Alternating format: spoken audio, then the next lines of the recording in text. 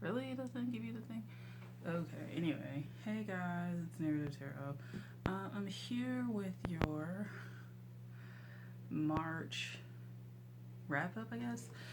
Wrap up, things like that. What happened in March type thing. And so I have a few things.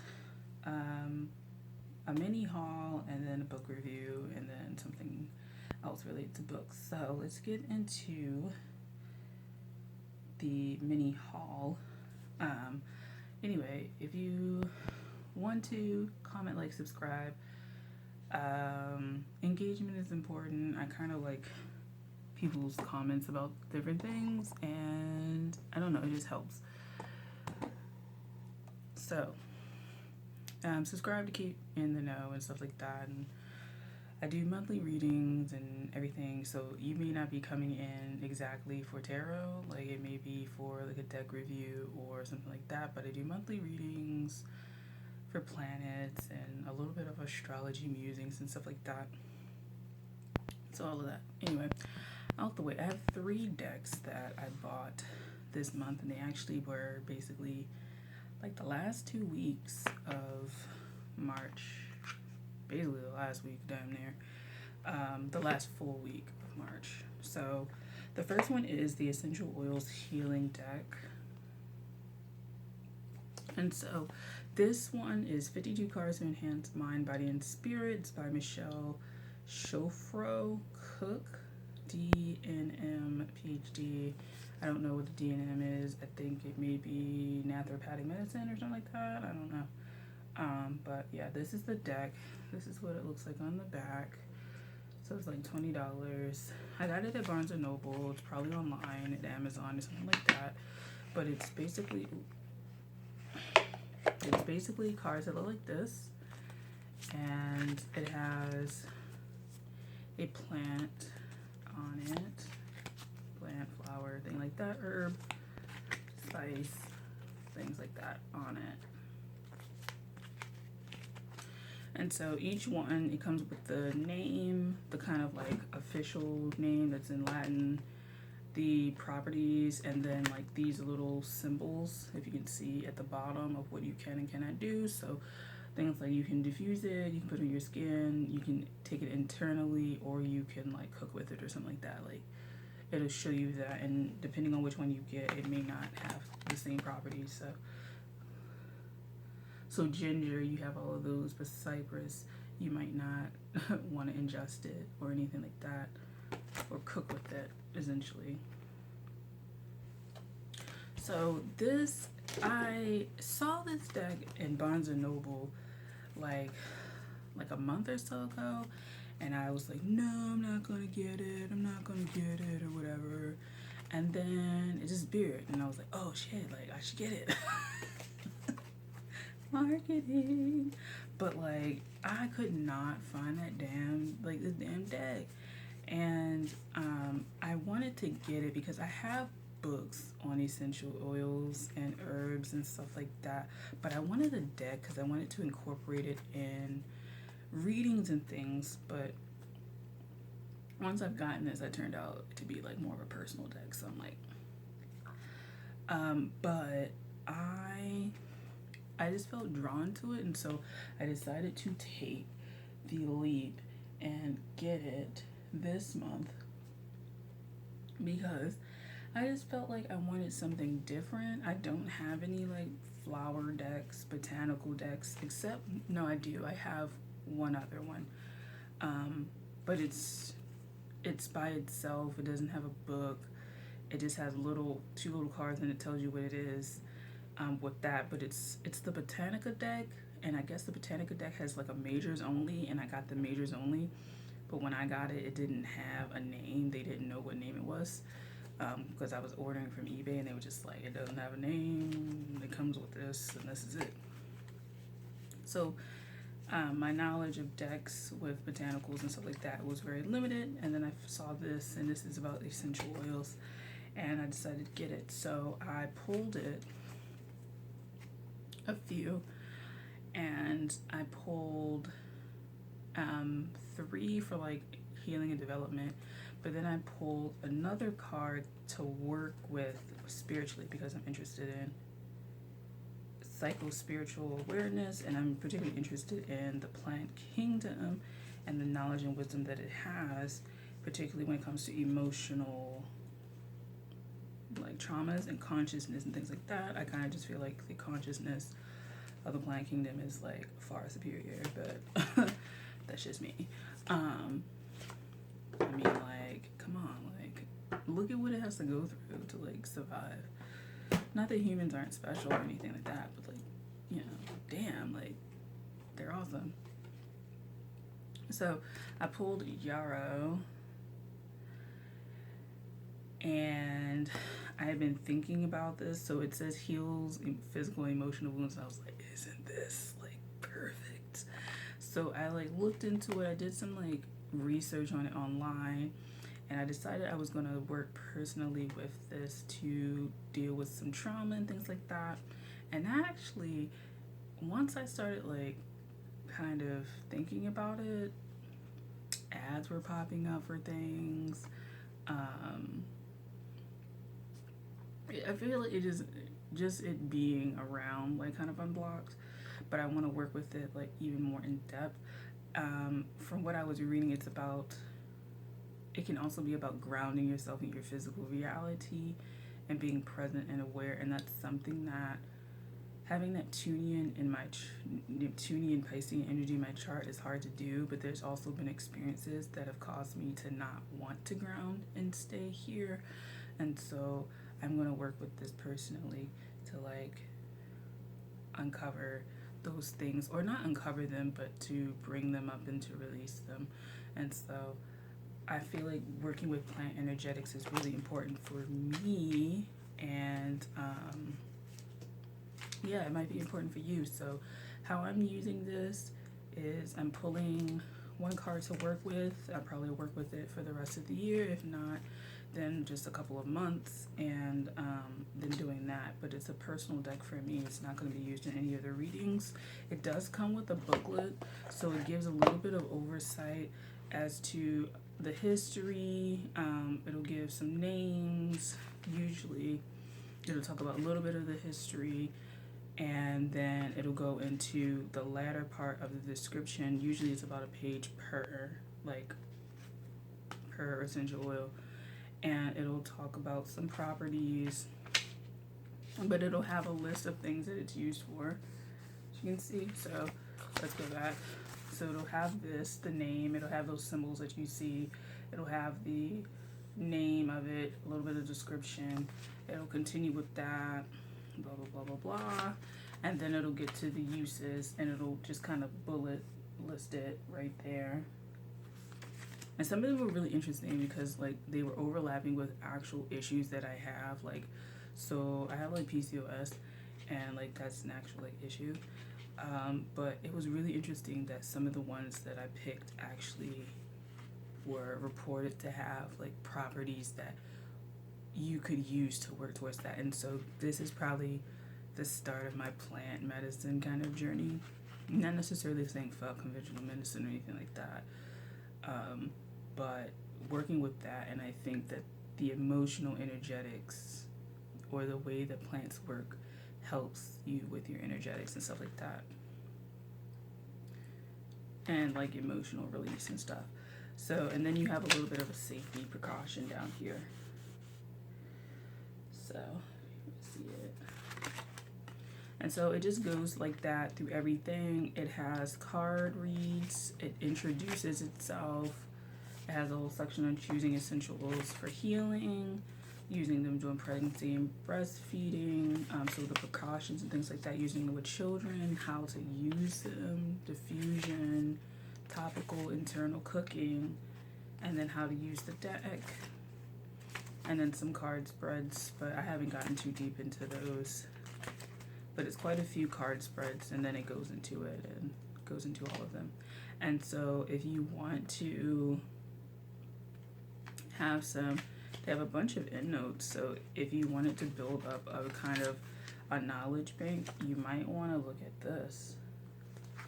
because it does have quite a few endnotes of where you can probably get more information on some of these things. And so I might do that in the future. So this was the first thing that I got.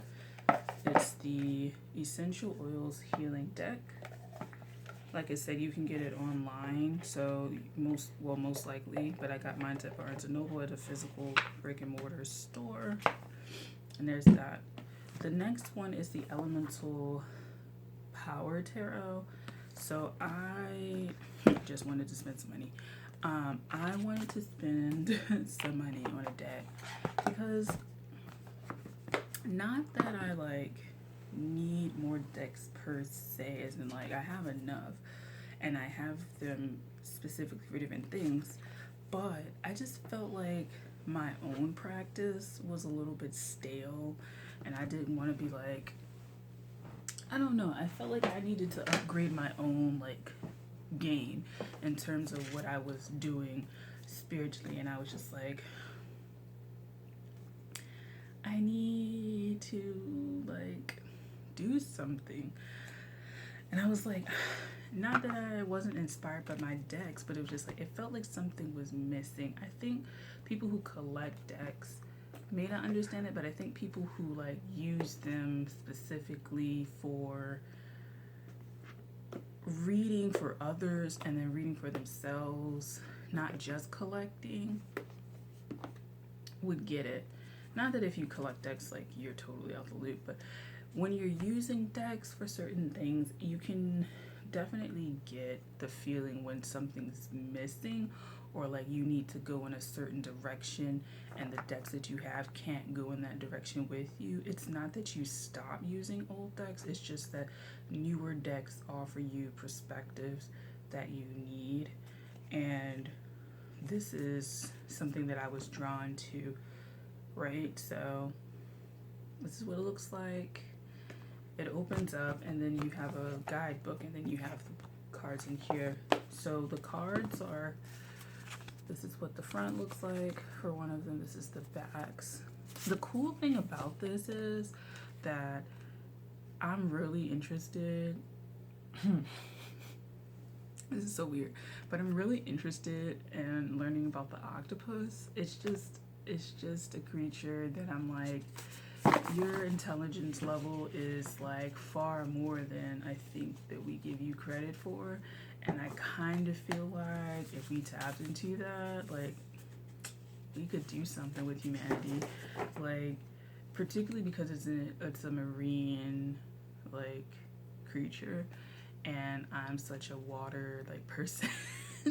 It's not like I don't know how to swim. I really don't like the beach, but like in terms of my chart, there's that. And in terms of like empathicness and mysticism, like I'm really into that, and I'm interested in womb work and childbirth and the kind of energetics, psychic, mystic kind of world of that. And I feel like the octopus fits in there some way, and so I'm really intrigued by octopuses. I am cuttlefish too. I'm really like, oh, my geek is coming out. But like really intrigued by like octopus and cuttlefish and their eyes and like, yeah. So these are the backs, and they're gorgeous. If you like the Wild Unknown, you might like this deck. This deck is kind of quiet in that you're alone. It's like you're walking and you're seeing these things and you're alone, but there is this like presence with you. I won't say God-like presence, but there's a presence like with you. There's like this just, it's like you can't go outside of the boundary of this card. There's something keeping you in.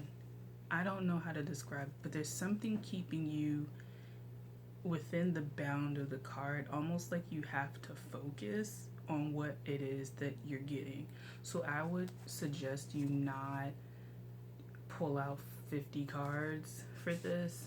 Take one and then go from there, because this deck seems like you would miss information that's coming through your mind if you have too many cards out.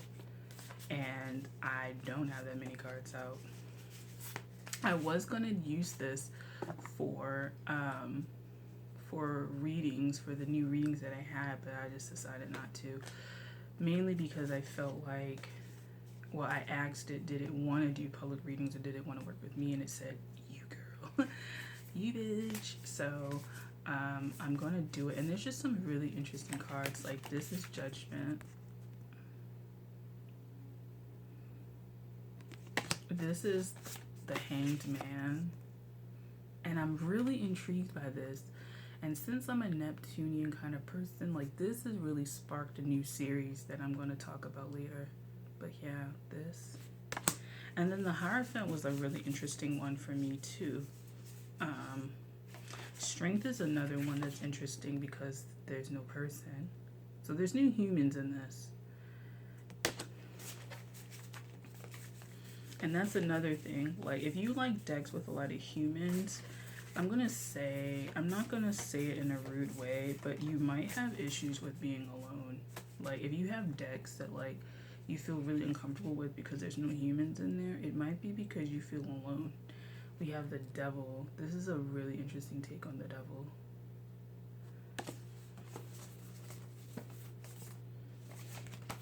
Death. And I also like dealing with like the bees and stuff like that. So this is just a really interesting deck for me that I'm going to use personally. And I find that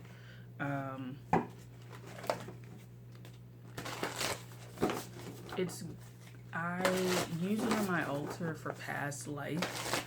So whatever's coming forward from my past life, then I use this. But if you like the Wild Unknown, you might like this. Because it's the same concept in that they don't have people. But where I would say it differs is that there's a force around this that you need one card and one card only. Versus Wild Unknown, you can have multiple cards, and I think that it can make a whole story and a whole ecosystem because the whole ecosystem is talking to you. And like I said in one of my other videos, that the Wild Unknown Tarot is a deck that if you want to hear from a peer that is not a human, so to speak, then you would get that. So a tree is giving you advice as a peer, but it's just they're not human, and they have something to say.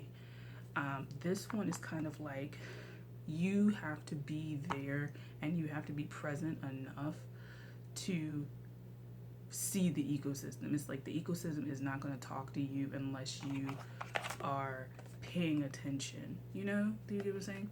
Oh, another thing with this is the minor arcanas are kind of like pip-ish. They're kind of, there's no real like scene. This reminds me of a placenta. There's another.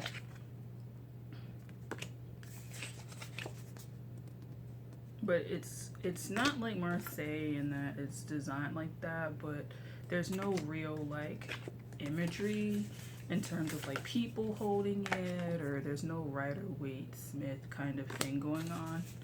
So yeah, you might get confused with like the court cards because the kings and the queens, their like crowns kind of look similar. So just reference the book for that. And it does come with a book. The major arcana get more, more time. They do have different things about how to set the deck up. So it does have different elements, connections. It talks about those.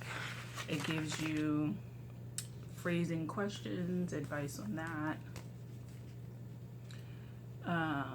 Apothecary, that is a section on here for the majors. It does give you some sort of apothecary kind of advice. And then some spreads. I did not read all of this, but it has quite a few. And then you have major arcana, and it'll show you the name, Hebrew letters. So if you're into Kabbalah, things like that, would probably help. Some planet associations and zodiac associations, and then some like they have astrological esoteric associations. So, oh, and the Hebrew esoteric one is right there. But yeah, so the major arcanas get a full page. They come with kind of like the overall like statement, some explanation of that, guidance, challenges, and then apothecary. And then the minors, they have like a little statement at the top, right, in bold, the description, and then what is this, challenges? Yeah, challenges. And so, and a little bit of discussion on the elements. But yeah, so it's a short little book. I think it's nice. I think it's nice that they add apothecary on there, because it's not something that it's mentioned on the back here, but it's not something that predominates. I think the exploration, I guess, like it's not so rooted in plant life that it's this, but there's enough of it in here that I think you can connect to. So if you are looking for a deck, try this one out. If you're looking for something not like the Wildwood Tarot, it's not a clone of that, but it falls in that same realm for me where there's no humans and stuff like that, then go for this, because I think it would be great. And then the last thing, I'm gonna make 2 parts to this video, and the second part would be like book club. This last deck that I got is kind of known already, but it's the Modern Spellcasters Tarot. I got this because I was looking for a new deck that embodied Pluto. As you know, or if you don't know, I work with decks, but I put them by planet. So certain decks have certain planetary things for me. And just a quick note back to these, I don't associate these with planets too much. This is a little Saturnian to me, past life, karma, ancestors, things like that, but more like past life karma lessons that I need to learn and being observant. And there's something Neptunian about this as well, with that marine life, things like that, past life, past stuff.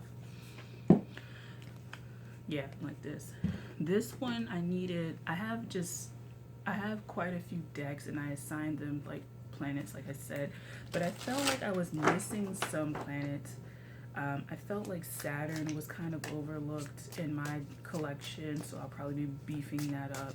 And I felt like Pluto was wasn't really there, well represented. Like I have the Mary L, I have 7C, and I have something else, I think. But it felt like I needed more in terms of imagery and stuff like that. Like I like imagery, I like taking that in. It helps. And so I decided to pick this one up because it felt very Saturnian in the vibe. Now when you get the cards, they're kind of glossy, and so that kind of like pissed me off. And it's like I've seen these cards before, but yeah, but the imagery is something that there's just like a dark film over the cards. And what I mean by that, there's some sort of like you have to work for it kind of attitude. And I was just thinking about Pluto in terms of transformation, how Pluto isn't like deep, dark transformation as much as it's about confrontation. And confrontation is very hard hitting. And there's a reason why it was associated, Scorpio was associated with Mars. Like there's just something about that idea that is percolating in my mind. And I just wanted a deck. And this came later, but I just wanted a deck that represented Pluto in a way. This one I haven't worked too much with. I've put it on Instagram a few times. I've read with it for the Pluto April 2021. I'll link that in here, hopefully. And I just enjoy this. I enjoy the imagery. I enjoy the imagery. So I like it. I like that they have cornrows on one of the people. You know, when people talk about diversity, they never mention this deck. I don't ever hear them mention this deck. This deck has like a lot of diversity, like age, skin tone, hair texture, things like that. Like,